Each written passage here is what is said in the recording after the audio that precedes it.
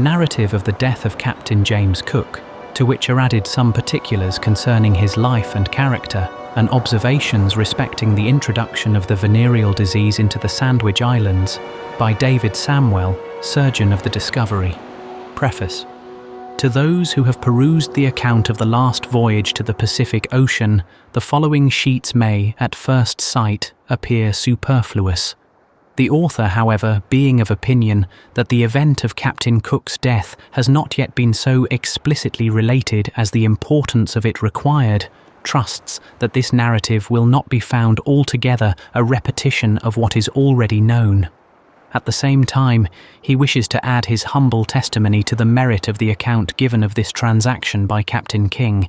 Its brevity alone can afford an excuse for this publication, the object of which is to give a more particular relation of that unfortunate affair, which he finds is in general but imperfectly understood. He thinks himself warranted in saying this from having frequently observed that the public opinion seemed to attribute the loss of Captain Cook's life, in some measure, to rashness or too much confidence on his side, whereas nothing can be more ill-founded or unjust. It is therefore a duty which his friends owe to his character to have the whole affair candidly and fully related, whatever faults it may involve, that may appear of a disagreeable nature to individuals. The author is confident that if Captain King could have foreseen that any wrong opinion respecting Captain Cook would have been the consequence of omitting some circumstances relative to his death, the good-natured motive that induced him to be silent would not have stood a moment in competition with the superior call of justice to the memory of his friend. This publication, he is satisfied, would not have been disapproved of by Captain King, for whose memory he has the highest esteem, and to whose friendship he is under many obligations. He is sanguine enough to believe that it will serve to remove a supposition, in this single instance, injurious to the memory of Captain Cook, who was no less distinguished for his caution and prudence than for his eminent abilities and undaunted resolution. The late appearance of this narrative has been owing to the peculiar situation of the writer, whose domestic residence is at a great distance from the metropolis, and whose duty frequently calls him from home for several months together. He has the pleasure of adding that, in publishing the following account of Captain Cook's death, he acts in concurrence with the opinion of some very respectable persons.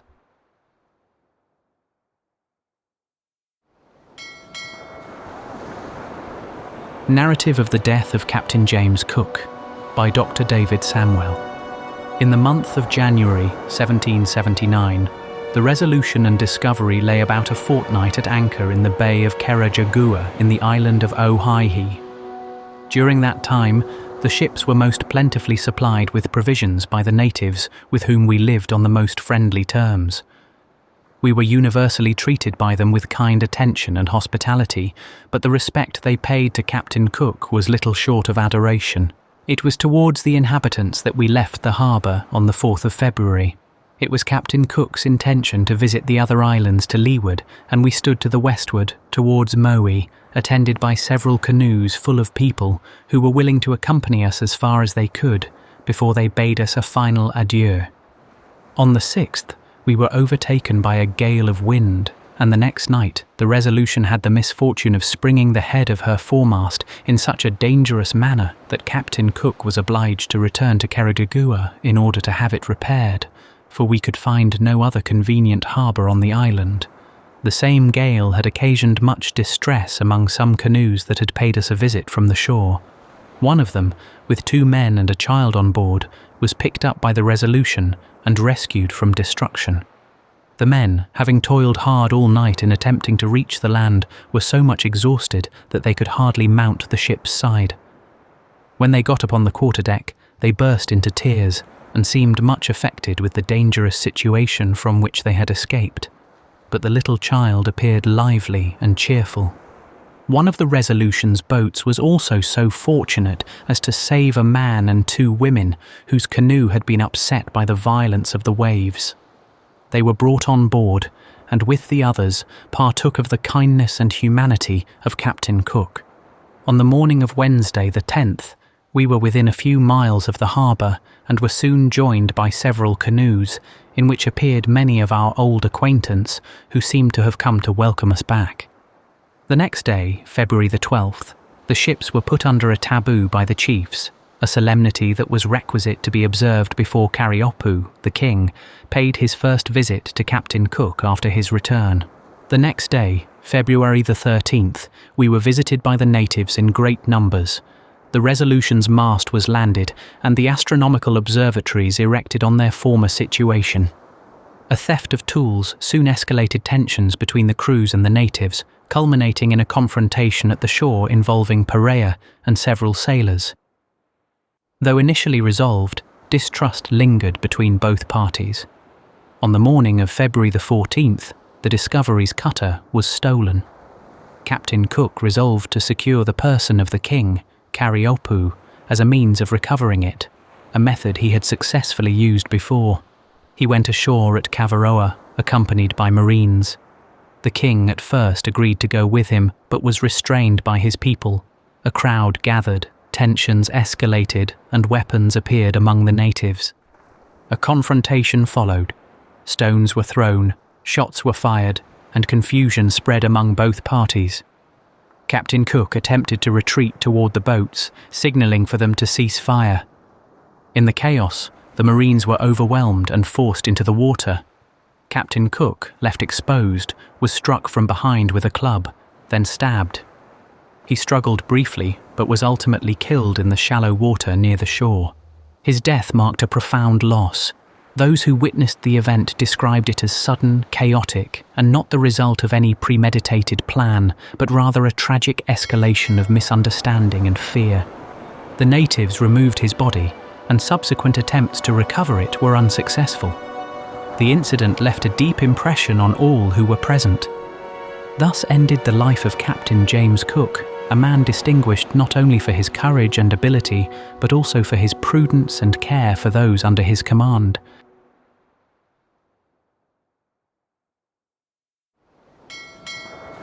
Some Particulars Concerning the Life and Character of Captain Cook by Dr. David Samwell. Captain Cook was born at Marton, in Cleveland, in the county of York, a small village distant 5 miles southeast from Stockton. His name is found in the parish register in the year 1729, so that Captain King was mistaken in placing the time of his birth in the year 1727. The cottage in which his father formerly lived is now decayed, but the spot where it stood is still shown to strangers. A gentleman is now living in that neighbourhood with whom the old man formerly worked as a common-day labourer in the fields. However, though placed in this humble station, he gave his son a common school education and at an early age placed him apprentice with one Mr. Saunderson, a shopkeeper at Staithes, always pronounced Steers, a small fishing town on the Yorkshire coast, about 9 miles to the northward of Whitby. The business is now carried on by the son of Mr. Saunderson in the same shop, which I had the curiosity to visit about 1.5 years ago. In that situation, young Cook did not continue long before he quitted it in disgust and, as often happens in the like cases, betook himself to the sea. Whitby, being a neighbouring seaport, readily offered him an opportunity to pursue his inclination, and there we find he bound himself apprentice for 9 years in the coal trade to one Mr. John Walker, now living in South Whitby. In his employ, he afterwards became mate of a ship, in which station, having continued some time, he had the offer of being master, which he refused, as it seems he had at that time turned his thoughts towards the navy. Accordingly, at the breaking out of the war in 1755, he entered on board the Eagle of 64 guns, and in a short time after, Sir Hugh Palliser was appointed to the command of that ship, a circumstance that must not be passed unnoticed, as it proved the foundation of the future fame and fortune of Captain Cook. His uncommon merit did not long escape the observation of that discerning officer who promoted him to the quarter-deck, and ever after patronised him with such zeal and attention as must reflect the highest honour upon his character. To Sir Hugh Palliser, is the world indebted for having first noticed in an obscure situation and afterwards brought forward in life the greatest nautical genius that ever any age or country has produced. In the year 1758, we find him master of the Northumberland, then in America, under the command of Lord Colville. It was there, he has been heard to say, that during a hard winter he first read Euclid and applied himself to the study of astronomy and the mathematics, in which he made no inconsiderable progress, assisted only by his own ingenuity and industry. At the time he thus found means to cultivate and improve his mind, and to supply the deficiency of an early education, he was constantly engaged in the most busy and active scenes of the war in America. At the siege of Quebec, Sir Hugh Palliser made him known to Sir Charles Saunders, who committed to his charge the conducting of the boats to the attack of Montmorency and the embarkation that scaled the heights of Abraham. He was also employed to examine the passage of the River St. Lawrence and to lay buoys for the direction of the men of war. In short, in whatever related to the reduction of that place in the naval department, he had a principal share, and conducted himself so well throughout the whole as to recommend himself to the Commander-in-Chief. At the conclusion of the war, Sir Hugh Palliser having the command on the Newfoundland station, he appointed him to survey that island and the coast of Labrador, and gave him the Grenville brig for that purpose. How well he performed that service, the charts he has published afford a sufficient testimony. In that employment he continued till the year 1767. At that time, the well-known voyage to the South Sea for observing the transit of Venus and making discoveries in that vast ocean was planned. Lord Hawke, who then presided at the Admiralty, was strongly solicited to give the command of that expedition to Mr. Alexander Dalrymple, but through the interest of his friend Sir Hugh Palliser, Captain Cook obtained the appointment together with the rank of lieutenant. It was stipulated that on his return he should, if he chose it, again hold the place of surveyor of Newfoundland, and that his family should be provided for in case of any accident to himself. He sailed from England in the Endeavour in the year 1768, accompanied by Mr. Banks and Dr. Solander, and returned in 1771. After having circumnavigated the globe, made several important discoveries in the South Sea, and explored the islands of New Zealand and great part of the coast of New Holland. The skill and ability with which he conducted that expedition ranked his name high as a navigator, and could not fail of recommending him to that great patron of naval merit, the Earl of Sandwich, who then presided at the Board of Admiralty. He was promoted to the rank of Master and Commander, and a short time afterwards appointed to conduct another expedition to the Pacific Ocean in search of the supposed southern continent. In this second voyage he circumnavigated the globe, determined the non-existence of a southern continent, and added many valuable discoveries to those he had before made. On his return, he was promoted to the rank of post-captain and appointed one of the captains of Greenwich Hospital. In that retirement, he did not continue long. For an active life best suiting his disposition, he offered his services to conduct a third expedition to the South Sea, which was then in agitation, in order to explore a northern passage from Europe to Asia. In this he unfortunately lost his life, but not till he had fully accomplished the object of the voyage. The character of Captain Cook will be best exemplified by the services he has performed, which are universally known, and have ranked his name above that of any navigator of ancient or modern times. Nature had endowed him with a mind vigorous and comprehensive, which in his riper years he had cultivated with care and industry. His general knowledge was extensive and varied. In that of his own profession he was unequalled. With a clear judgment, strong masculine sense, and the most determined resolution, with a genius peculiarly turned for enterprise, he pursued his object with unshaken perseverance, vigilant and active in an eminent degree, cool and intrepid among dangers, patient and firm under difficulties and distress, fertile in expedients, great and original in all his designs, active and resolved in carrying them into execution. These qualities rendered him the animating spirit of the expedition. In every situation he stood unrivalled and alone. On him all eyes were turned. He was our leading star, which at its setting left us involved in darkness and despair. His constitution was strong, his mode of living temperate. He had no repugnance to good living.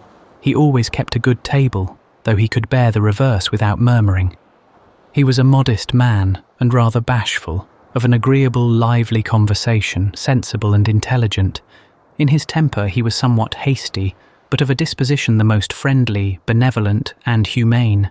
His person was above 6 feet high, and though a good-looking man, he was plain both in address and appearance. His head was small, his hair, which was a dark brown, he wore tied behind. His face was full of expression, his nose exceedingly well-shaped.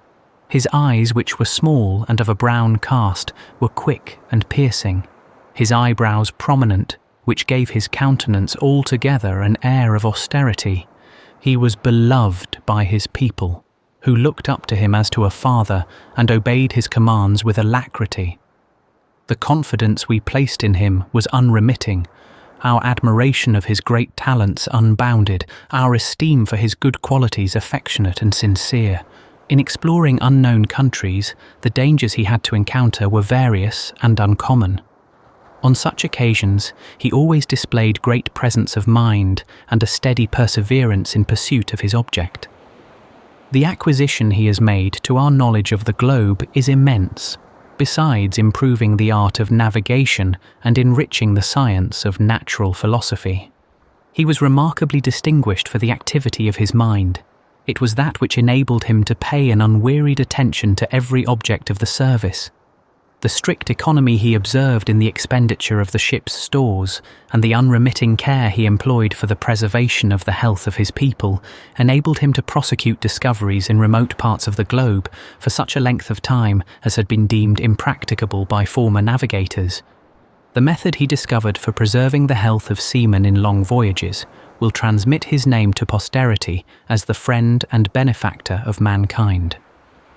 The success which attended it afforded this truly great man more satisfaction than the distinguished fame that attended his discoveries.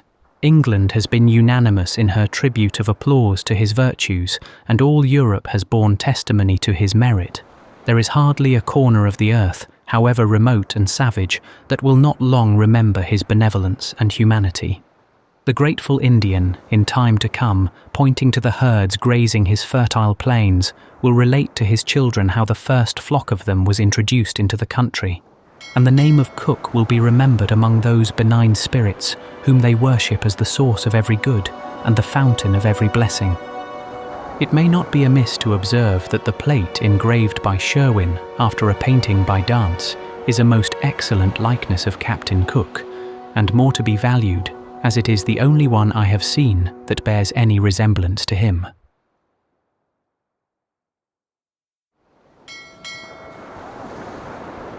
Observations respecting the introduction of the venereal disease into the Sandwich Islands by Dr. David Samwell. This publication affording a convenient opportunity, I embrace it, to offer a few remarks upon a subject in some degree affecting the reputation of the late voyages to the South Sea Islands. If we for a moment suppose that they have been the means of disseminating the venereal disease among the inhabitants, the evil is of such a magnitude that we are induced to wish they had never been undertaken. For who would not sooner remain ignorant of the interesting discoveries which have been made than bear the reflection of their having been attended with such an irreparable injury to a happy and uncontaminated race of people?